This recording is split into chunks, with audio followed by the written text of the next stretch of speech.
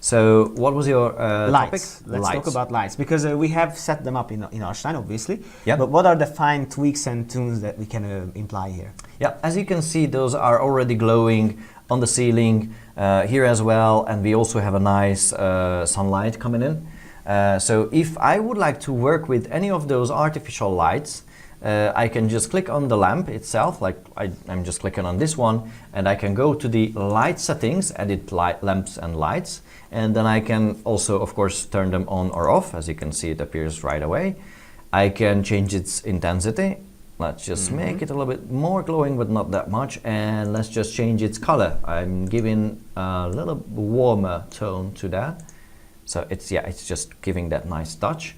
And then there is this cryptic option, this helper light, or what does that mean? This actually means that, well, when you do rendering like ARCHLine.XP Live does, helper light is a light source that is actually like a helper light for the photographer, just as the helper lights we have in front of us. Those are helping to bright up the scene and so on, and those are kind of cheap to visualize because they don't create shadows or something like that. But if you would like to highlight the effect of this shade, you really like to use the real light because it also casts shadows all around. So you can just use either this one or the helper light, or you can just go around and play and find which is the best for that. For example, for this one, obviously real light is the best. Now, the reason why it's not default for all the lights to be real lights, because it's kind of expensive for the GPU.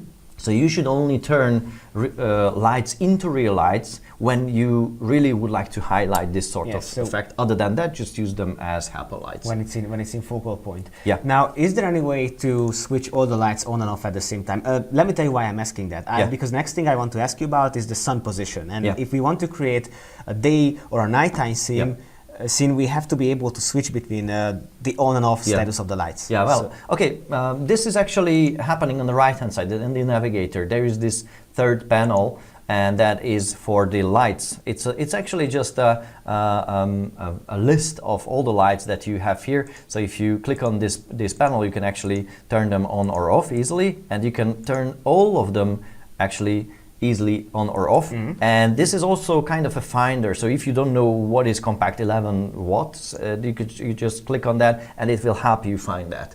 And then you can just decide what you want to do and how to edit that. So this is kind of a list finder of these things, and this is also the way you can turn on or off all the light sources in your scene.